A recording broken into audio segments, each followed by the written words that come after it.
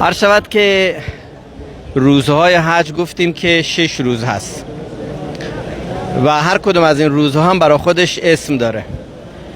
مثلا روز 8 ذوالحجه معروف به یوم الترویه هست که دیروز بود.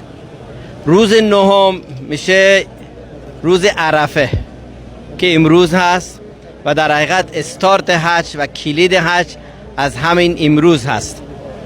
روز 10 می شود یوم النحر یا عید قربان که انشالله فردا خواهد بود. روز 11 می شود یوم القر یعنی روز استقرار حاجیان در منی. روز 12 می شود یوم النفر الاول یعنی روزی که یک بخشی از حاجیان عجله میکنن که دیگه از منی خارج بشن و روز بعدیش هم چه یوم النفر الثانی هست. این